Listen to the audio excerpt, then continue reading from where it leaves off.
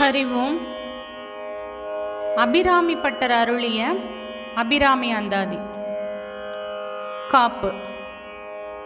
தாரமர் கொன்றையும் ஷண்பகமாலையும் சாத்தும் தில்லை ஊர தம்பாகத்து உமை மைந்தனே உலகேழும் பெற்ற சீரபிராமி அந்தாதி எப்போதும் என் சிந்தையுள்ளே காரமர்மேனி கணபதியே நிற்க கட்டுரையே. பாடல் 1.